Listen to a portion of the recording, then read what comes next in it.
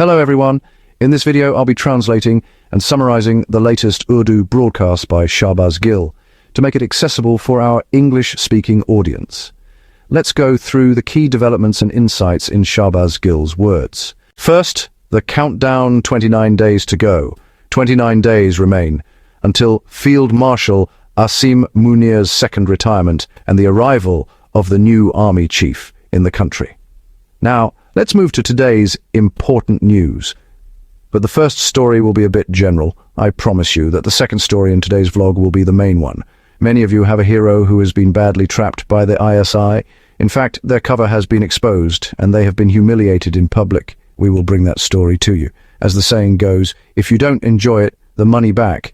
This is an important vlog, so watch the whole thing. First, let's start with a story related to Maryam. But the second story will be much more interesting. Maryam Nawaz held a secret meeting. You know that when there are rumors, I verify them, and I fully stand behind this news. If the Punjab government denies it, then we can provide more details. Maryam Nawaz held a secret meeting attended by Rana Sanaullah and Talal Chaudhry. Recently, in the false May 9th cases, Pakistan Tehreek-e-Insaf, or PTI, received fake sentences. Because of these sentences, seats became vacant, allowing people from the PMLN to take advantage and loot.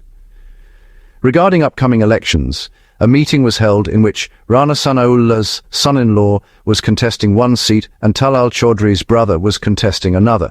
Bureaucrats were also called to the meeting, and everyone was instructed to use government machinery in every possible way to ensure their victory. These were Maryam Nawaz's explicit orders. Technically, Article 6 applies here, but nowadays no one asks. So Rana Sanaullah and Talal Chaudhry were present, and Maryam Nawaz gave instructions. I am telling you about the seats.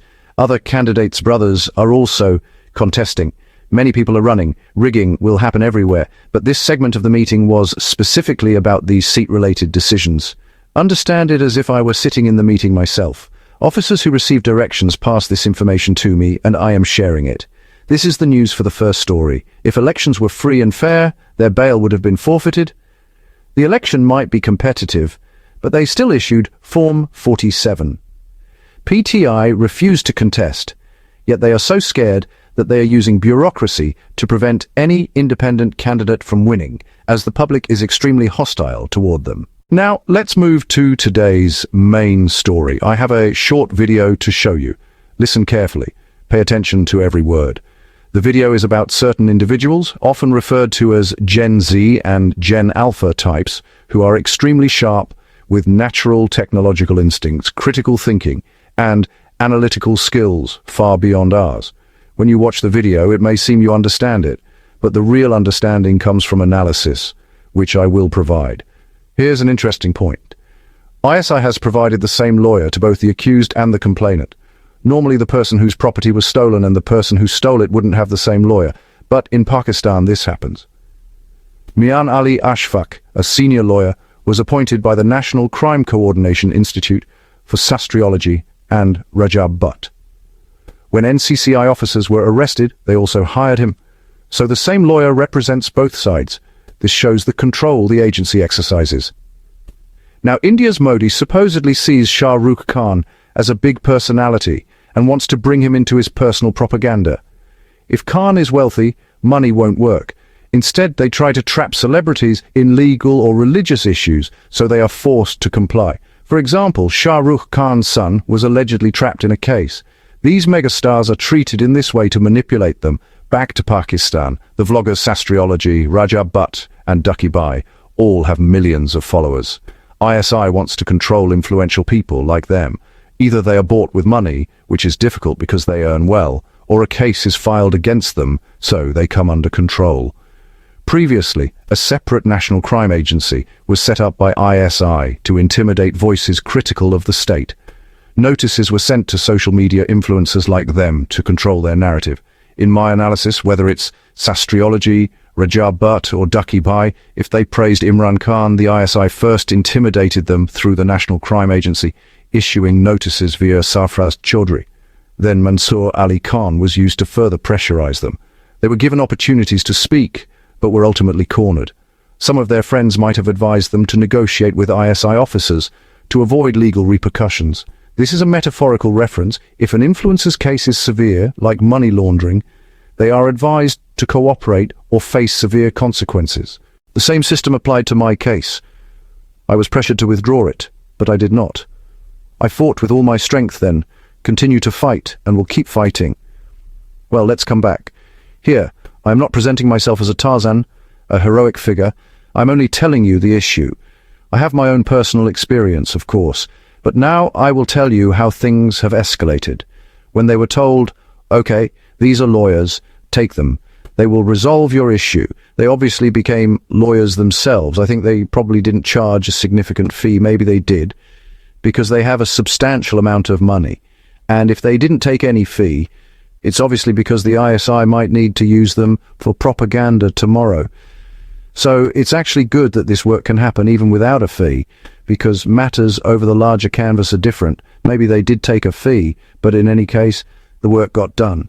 Now, the kid who made the video, I don't understand how he also became a lawyer. And those who issued notices, Sarfraz Chaudhry and others, also became lawyers. It's the same case. The plaintiff has lawyers, the accused have lawyers. So whose lawyers are these? In my analysis, they are ISI's lawyers. What happened next was they got notices to trap them, and they were even assigned lawyers. Then MI, military intelligence, found out. The MI brigadiers sitting in Lahore and other places said, these guys, Zishan, Sarfraz Chaudhry, these others, are making a long mess. They have created total chaos. They used the Chaklo strategy, like in that song, meaning they needed to take full control. They went and rounded up all of them, Sarfraz Chaudhry and his entire gang. The ISI had taken 5 or 6 people, and when MI took them, they applied field marshal level pressure on them. They carried out interrogations. You remember 3 weeks ago we started raising a commotion about this, asking that they be presented. After our commotion, a date was given 2 weeks later. Then Javeer Chaudhry spoke, then Mansoor Ali Khan spoke, trying to cover up the story. We told you 4 days ago that Zishan had still not been arrested, even though he had been in their custody for 15 to 20 days. Zishan's wife had filed a writ petition, and she had also disappeared. When we revealed 4 days ago that Zishan was still with MI and not being presented, thankfully, he was finally produced. Even though all these people were objectionable and were committing injustices against us at ISI's behest, filing cases against us, we still do not want any extrajudicial action against them. If they committed a crime in court, they should be punished. If they were corrupt, they should be held accountable. Let's come back to me and Sahab, a respected lawyer. MI assigned lawyers to people like Daki, Baki and others, just to manage them. When MI rounded up Sarfraz Chaudhry and the gang, the only lawyer we had to handle all matters was me and Sahab. So MI told me and Sahab, now leave Daki, he's a minor case. MI is now involved, so protect these officers too. That's why he became their lawyer. My opinion is, firstly, these ISI guys are not very educated, and secondly, they didn't even realize that the same lawyer was assigned to them. So what happened was, the original case was against Daki. Now, Sarfraz and others were taken in a case filed by Daki's wife, who claimed that they had taken bribes of 12 to 14 crore rupees. All the ISI personnel involved were cleared by the National Crime Agency, whose lawyers are also Mian al-Ishfaq, according to their own words. So one case involved first Daki and others, then the ones who rounded them up were taken by MI, and Mian Sahab became their lawyer too. Why? Because in reality, he isn't their lawyer. He is ISI's lawyer. Wherever ISI plugs him in, he represents them. I was always surprised that anyone arrested by ISI gets the same lawyer, and when it's time to release them, this lawyer helps them get out. In Pakistan, big-name lawyers like Iftikhar Ahmad, Munir Malik, Khawaja, Anwar Mansoor and so on cannot just let someone go. MI manages it beforehand. This is my opinion, based on personal experience and information I have received. I am not presenting any official document as evidence. Moving on, this lawyer also represented other cases, like General Faiz Hamid's political case. He was facing a military court-martial. There is no hope for justice in a military court if the army chief has already decided to punish someone. These cases are fought through narratives, not evidence. Mian Sahab never publicly fights to prove Faiz Hamid's innocence. He remains silent. So now you understand how in Pakistan, anyone who becomes successful, whether that's a businessman, a TikToker, a cricketer, or even an actor, If they don't align with ISI or MI, people like Sarfraz Chaudhry are sent notices. When they are trapped, lawyers like Mian Sahab intervene to help. Judges like Qazi Sahib handle decisions as they are supposed to. This is ISI and other agencies' method of keeping everyone under control. Now, about Field Marshal Asim Munir, he visited Peshawar and detailed briefings were given to him on security and operational preparedness. He met tribal elders, appreciated the sacrifices of locals, and emphasized that no relaxation will be given to Afghan Taliban, warning that any terrorism will be eliminated. Next news, Razi Tahir tweeted that terrorist commander Qari Amjad has been killed. He was linked to Tehrik-Taliban Pakistan and was considered a significant leader from South Waziristan. This shows Pakistan's policy shift. Groups once tolerated are now targeted.